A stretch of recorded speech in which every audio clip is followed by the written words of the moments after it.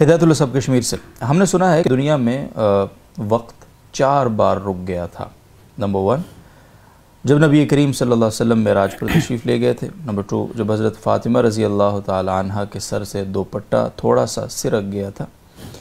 Number 3 جب حضرت بلال رضی اللہ تعالی عنہ نے اذان نہیں دی تھی۔ اور نمبر 4 جب حضرت علی رضی اللہ تعالی عنہ کی نماز قضا ہو رہی تھی۔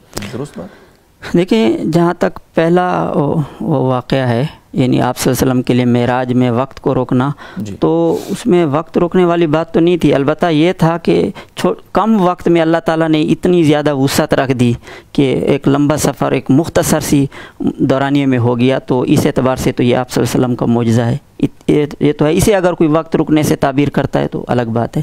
باقی بعد والے جو 2 واقعات انہوں نے کہیں، حضرت فاطمہ رضی اللہ تعالیٰ عنہ سے متعلق واقعہ اور حضرت بلال رضی اللہ تعالیٰ عنہ سے متعلق واقعہ، تو اس کا کہیں ثبوت نہیں ہے، یعنی یہ بالکل بے اصل اور بے بنیاد واقعات ہیں۔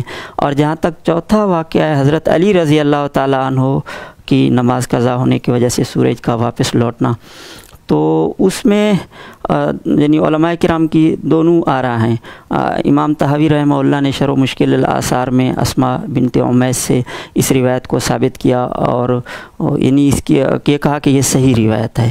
اسی طرح علامہ سیوطی نے اور ابن صلاح نے، علامہ سیوطی نے، علامہ سخاوی نے، اور بھی بہت سے اہل علم ہیں کہ جنہوں نے کہا کہ یہ روایت درست ہے۔ البتہ علامہ ابن جوزی رحمہ اللہ وہ اس کو من گھڑت کہتے ہیں کہ یہ روایت درست نہیں ہے، اور اسی طرح علامہ ابن تیمیہ رحمہ اللہ نے بھی منہاج السنہ میں اس پر نکیر کی ہے۔ تو اس میں جو دونوں علماء کی آراء دیکھتے ہوئے وہ جو پہلا قول ہے وہ زیادہ مضبوط ہے کہ یہ ثابت ہے اور آپ صلی اللہ علیہ وسلم کا معجزہ ہے۔ بہت بہت شکریہ۔